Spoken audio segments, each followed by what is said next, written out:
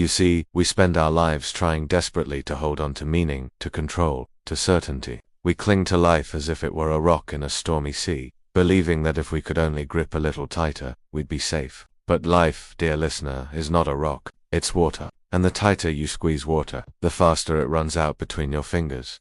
Letting go is one of those phrases that people toss around lightly. Just let go, they say, as though it were as simple as opening your hand. But the truth is, letting go feels terrifying because it strikes at the heart of the illusion we hold most dear, the belief that we are the doers, the controllers, the authors of life. And yet paradoxically, the more you try to control, the less control you truly have. The more you try to force life to fit your design, the more it slips through your grasp like a dream upon waking. Imagine, for a moment, that you are floating in a river. The current is carrying you gently along, and all is well. But then you begin to panic. You think, what if I go the wrong way? What if there's a waterfall ahead? So you start thrashing, trying to swim upstream. You exhaust yourself fighting what was never against you in the first place. The river was carrying you all along. It is only when you stop struggling, when you surrender to the flow, that you realize you are never separate from the river. You are the river. Letting go, then, is not a matter of passive resignation. It is a recognition that the world does not need your anxious interference to keep spinning, that your heart beats without your command, that your lungs breathe, your hair grows, the stars burn all without you having to make them do so. The universe is doing you just as it is doing the trees, the clouds, the wind, and the waves. But the mind, oh, the mind is a marvelous trickster. It whispers, yes, but surely I must manage it all. Surely I must plan, control, anticipate. And so we go about building our fortresses of certainty, schedules, routines, identities, all the while ignoring that life's beauty lies precisely in its uncertainty. You can't have spontaneity and control at the same time. You can't dance with life if you're trying to lead it step by step. Consider music. If every note were predictable, if every melody were already known before you heard it, there would be no delight, no discovery. The charm of music lies in the unexpected, the pauses, the shifts, the silences between the sounds. Life is the same. It's the pauses, the moments when we stop striving, that reveal its rhythm, you see. We're conditioned from birth to grip tightly. Hold on to your dreams, they say. Hold on to love. Hold on to who you are. But holding on too tightly suffocates what we love. Have you ever tried to hold a butterfly? Press too hard, and it's gone. Love thrives not through possession, but through freedom, through giving the other room to be. That's why the more you let go, the more life gives you. Because life can only fill an open hand, not a clenched fist. And so, the art of living is the art of trust. To trust the process, to trust that life knows what it's doing even when you don't.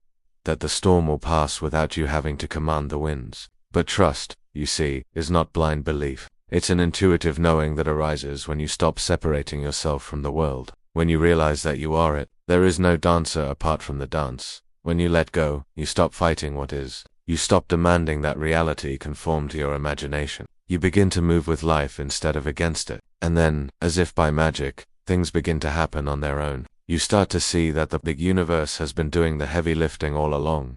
But there's a curious thing here. Most of us are afraid that if we let go, everything will fall apart. That if we stop trying, we'll lose control entirely. Yet control is the very illusion that keeps us trapped. It's like trying to smooth the surface of a pond with your hand. The more you stir, the rougher it gets. The moment you leave it alone, it becomes still. So too with the mind. We live in a constant tension between who we think we should be and what we actually are, between our image and our being. And the harder we try to become something, the more distant we feel from ourselves. Have you noticed? When you try to be kind, it feels forced. When you try to be spontaneous, you're not. When you try to be spiritual, you become artificial. But when you stop trying, kindness arises naturally. Spontaneity bursts forth. Spirit is simply what's left when there's no pretense. Letting go then is not a doing, it's a ceasing to do. It's a relaxation into what already is. Like sitting back into a chair you never noticed was holding you all along. The chair was there the whole time. You were just too busy standing on your tiptoes to feel it. And once you let go, something extraordinary happens. Life begins to surprise you, not with grand fireworks or miracles, but with small moments of grace, the laughter of a stranger, the warmth of sunlight on your face, the quiet joy of doing nothing in particular. When you stop grasping at life, it comes rushing in to fill the space you've made for it. We must understand that letting go doesn't mean indifference or apathy. It doesn't mean you stop caring. It means you care so deeply that you're willing to let life unfold in its own way. It means you trust that the intelligence that beats your heart can also guide your path. The flower doesn't push itself open. The sun doesn't rise because it's told to, and yet everything happens perfectly on time. So perhaps the real question is not, how can I let go? But rather, what would happen if I stopped holding on? What if you allowed life to be just as it is, without resistance, without manipulation? What if, for once, you gave up the exhausting business of being the manager of the universe? You might discover, to your astonishment, that life manages just fine without your interference, that the great cosmic game continues, and you are already playing it perfectly. Now, letting go doesn't come through effort, because effort is another form of holding on. You can't try to let go. That's like trying to fall asleep by forcing yourself to relax. The very act of trying keeps you awake. Letting go is a sort of falling, yes, but a falling without fear, a willingness to trust that the ground beneath you has always been there, you see. The mind wants to do something about everything. It's always chasing its own tail, spinning stories about how things ought to be. I must let go, it says, and so it begins another campaign, another project, another goal. But the irony is delicious. To let go of control, you must stop trying to control even the act of letting go. You must, in a sense, let go of letting go, and when you do, you'll notice something rather wonderful. You begin to float. Just as a swimmer finds buoyancy when they stop thrashing, the soul finds freedom when it stops interfering. Life carries you, effortlessly, as it always has. The current doesn't need your permission to flow. There's an old story about a man clinging to a branch over a cliff, terrified to fall. He cries out for help, and a voice from the sky says, "Let go." The man looks down at the abyss and shouts, "Is anyone else up there? This is us." We cling to the familiar even when it hurts, because we're afraid of the unknown. But the unknown is precisely where life begins. The known is already dead, a photograph of what once was. Life is forever fresh, unfolding only in the ungraspable now. The truth is, you cannot ever grasp the present. Try it. The moment you say now, it's already gone. The attempt to capture it turns it into memory. The living moment escapes definition, and that's its beauty. Life refuses to be frozen. It is always melting into the next instant. And when you realize that, you stop trying to hold time in your hands, you dance with it instead. Letting go, then, is learning to move with the rhythm of life rather than against it. To live as music is lived, not to reach the final note as quickly as possible, but to enjoy the melody as it unfolds. Nobody listens to a symphony thinking, "I can't wait for this to end." Yet we live our lives that way, always hurrying toward the next thing, missing the music that's playing right now. And the music of life is so subtle that it can only be heard when you stop trying to listen for it. It's in the silence between your thoughts, in the spaces where you are not striving. When you let go, the noise subsides, and you begin to hear that deeper hum, the eternal OM that underlies all existence.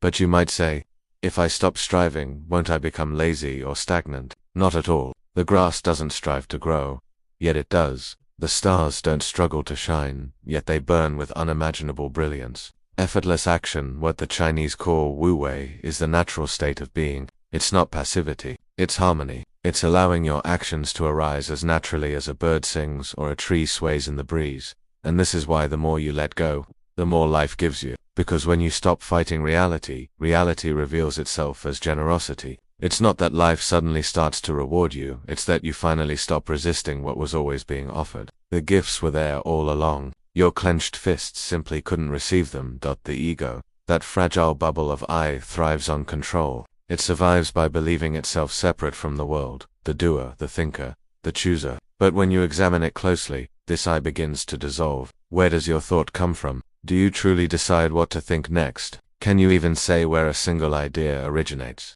The ego claims ownership of a process it doesn't actually control, like a child running beside a spinning wheel shouting, "Look, I'm making it go." Letting go is the moment you stop pretending to push the wheel. You realize the wheel turns by itself, and suddenly, life becomes lighter, simpler. You start laughing more easily because you see the cosmic joke that you were never in charge, and that it's perfectly alright. When you stop demanding that the universe obey your will, you begin to see how exquisitely it dances on its own. You begin to trust its timing, its intelligence, its flow. You may find that the things you once chased come of their own accord, but not because you've mastered some mystical law of attraction. No, they come because you've stopped blocking the river. The water that was always flowing now reaches you unobstructed, but the mind doesn't surrender easily. It loves drama. It insists, I must make things happen. I must secure my happiness. And so we spend our lives as anxious puppets, trying to pull our own strings. Yet all the while, the hand that animates us is the same one that animates the cosmos. It's rather funny, isn't it? You were never truly separate from the world you're trying so hard to control. You are the universe pretending not to know itself, a wave that's forgotten it belongs to the sea. Letting go is simply remembering that you are not an isolated being tossed about by fate, but the very fabric of existence expressing itself as you. When you grasp this not as a theory, but as a felt experience, when you know it in your bones, a great relaxation sets in. You begin to laugh at the seriousness with which you took everything. Life becomes a kind of divine play, Lila, as the Hindus say. You see that the tragedy and the comedy are one and the same, and that your role in the play is beautifully temporary. There's a lightness that comes when you stop trying to make sense of it all. You discover that life doesn't need your interpretation to be meaningful. Meaning is what happens when you participate fully, when you stop standing outside of life and start dancing within it. And in that dance, there is no goal, no destination. There is only the movement itself, spontaneous, unpredictable, alive. Letting go means allowing yourself to be moved by the music, not forcing the rhythm. So when you next find yourself clinging to an idea, a person, a plan, pause. Ask yourself, what am I afraid would happen if I let go? Often what you'll find is not fear of loss, but fear of freedom, because true freedom is vast, and the ego trembles before it. Yes, freedom is a strange thing. We all say we want it, but when it comes, when life opens its arms and says, here, be free, we shrink back. Because freedom means uncertainty. Freedom means responsibility for your own being. It means no one to blame, no fixed script to follow. It means stepping into the open sky without a map. And so, paradoxically, we prefer our prisons. We polish the bars and call them security, identity, success. We wrap ourselves in labels and roles, thinking they will keep us safe from the vastness of the unknown. Yet deep down, we know that life cannot be lived from behind bars. The soul was not made to live inside a story of control. Letting go, you see, is not a loss of safety, it is the rediscovery of true safety. Because when you stop trying to hold life together, you realize it doesn't fall apart. When you stop trying to protect yourself from change, you realize you are change. You are not a fixed thing being tossed about by time. You are time itself, unfolding as this moment. Think of the seasons. The trees do not resist winter. They do not cling to their leaves. They surrender because they trust the rhythm of life. They know spring will come, though they cannot see it. What would it mean for you to trust in that same way? To shed what no longer serves you, and let life renew itself through you. You cannot breathe in without breathing out. Yet most of us try to live by inhaling, only clinging to what we have, refusing to release. And so we suffocate, spiritually and emotionally. Life is a cycle of giving and receiving, of coming and going, of birth and death. To resist one half is to resist the whole. The reason death terrifies us so deeply is that it is the ultimate letting go, the final release of everything we believe ourselves to be. Yet what if death is not an ending, but a return? What if letting go into death is no different than letting go into life, a continuation of the same rhythm? After all, where were you before you were born? You didn't worry about it, did you? You didn't struggle to exist. You simply appeared effortlessly, mysteriously, and one day, you will disappear just as effortlessly, just as mysteriously. The one who fears this is not life itself, but the idea of me, the thought, that insists it must continue at all costs. But what if the essence of you, the awareness that sees through your eyes, cannot die because it was never born? What if it is the same consciousness that dances as every being, every wave, every sound? Letting go, then, is the recognition that the self you cling to was never real. It's a story told by thought, and when that story ends, life doesn't stop. It simply keeps singing, through 1,000 other mouths. You see, once you begin to trust this flow, you discover a strange joy in uncertainty. You begin to see that insecurity is not something to overcome, it's the essence of freedom. Because only what is insecure is alive. A perfectly secure thing is dead, finished, complete. But life is open-ended, forever becoming, forever dancing between chaos and order. We long for control because we think it will give us peace. Yet peace comes not from control, but from participation. When you let go of the need to control, you begin to join life rather than stand apart from it. You feel its pulse move through you, the same way the wind moves through the leaves. You become, at last, a participant rather than a spectator. Letting go is not withdrawal from the world, it's deeper intimacy with it. When you stop grasping at life, you can finally touch it. You can taste the moment as it is, without the bitterness of expectation. You begin to see beauty in places you once ignored, in the way sunlight touches a wall, in the sound of traffic, in the stillness between breaths. And from that stillness, action arises naturally. Because life doesn't stop when you let go, it moves through you more freely. You begin to act without effort, to create without strain. There's a kind of effortless competence that comes when you stop trying to prove yourself. The dancer dances best when they disappear into the dance, perhaps. The greatest letting go of all is the letting go of becoming someone. From childhood we're told we must be something successful, wise, enlightened, whatever it may be. But what if you were never meant to become anything? What if your only task was to be fully, vividly? Now, when you stop trying to be someone, you find the freedom to be everything. You discover that the you've been searching for was never hidden, it was simply covered by layers of striving. And when those layers fall away, what remains is life itself, breathing and seeing and knowing through you.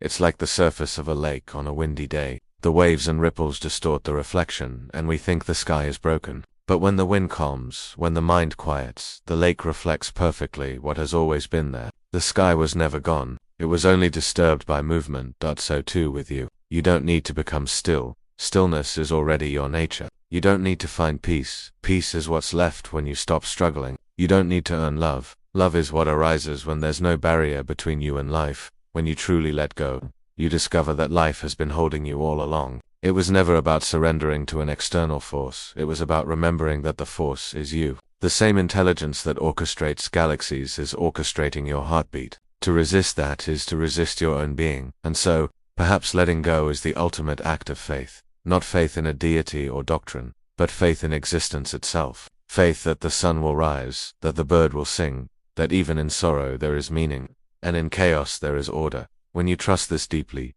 fear loses its grip. You begin to see that even your fears are part of the dance, shadows cast by the same light that gives shape to joy. You begin to live not as a frightened fragment of the universe, but as the whole, momentarily exploring itself as you. And as this trust deepens, something beautiful happens. Life starts to bloom again, right where you are. You begin to notice that everything you once chased has quietly arrived. A sense of ease, a gentle joy, a certain lightness that doesn't depend on anything in particular. It's as though life has been waiting patiently, saying, you've finally stopped struggling. Now I can show you what I am.